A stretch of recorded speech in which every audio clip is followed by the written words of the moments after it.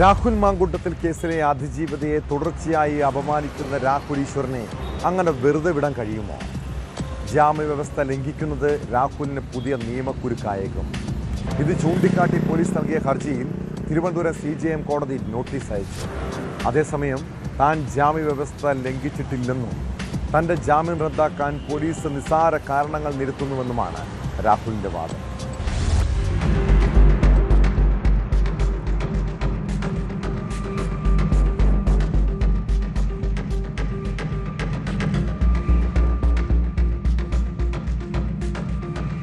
രാഹുൽ മാങ്കൂട്ടത്തിനെതിരായ ബലാത്സംഗ പരാതിയിലെ അതിജീവിതയെ സമൂഹ മാധ്യമങ്ങളിൽ അധിക്ഷേപിച്ചെന്ന കേസിലാണ് രാഹുൽ ഈശ്വറിന് Thiruvananthapuram additional chief judicial magistrate കോടതി നോട്ടീസ് അയച്ചത്. രാഹുൽ ജാമ്യവ്യവസ്ഥ ലംഘിച്ചുവെന്ന് കാണിച്ച് പ്രോസിക്യൂഷൻ സമർപ്പിച്ച അപേക്ഷയിലാണ് കോടതിയുടെ നടപടി. ഈ മാസം 19-ന് രാഹുൽ നേരിട്ടോ അഭിഭാഷകൻ മുഖേനയോ ഹാജരായി ജാമ്യം റദ്ദാകാതിരിക്കാനുള്ള കാരണം ബോധിപ്പിക്കണം.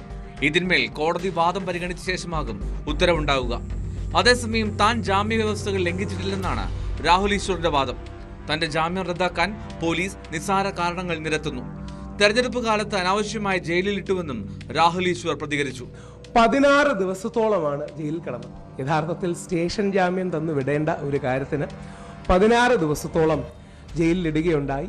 അതിനുശേഷമാണ് എനിക്ക് ജാമ്യം കിട്ടിയത്. പക്ഷേ സാമൂഹിക കാര്യങ്ങളിൽ നിലപാടെടുക്കുന്നതുകൊണ്ടും പുരുഷന്മാർക്ക് വേണ്ടി നിലപാടെടുക്കുന്നതുകൊണ്ടും വീണ്ടും നിശബ്ദനാക്കാൻ വേണ്ടി പോലീസ് വീണ്ടും മൂവ് ചെയ്തിരിക്കുകയാണ്. ജാമ്യം നിഷേധിക്കണമെന്ന് പറഞ്ഞു.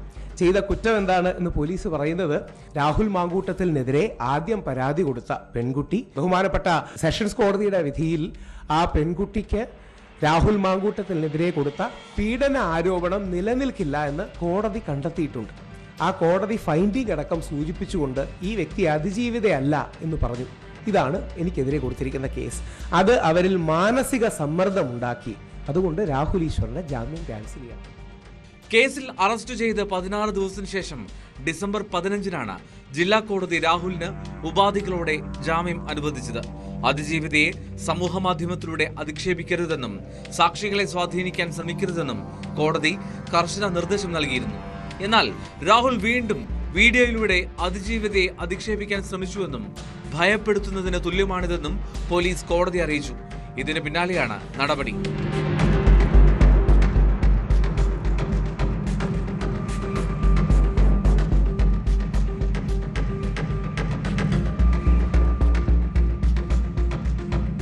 ന്യൂസ് 18 കൊച്ചി, തിരുവനന്തപുരം.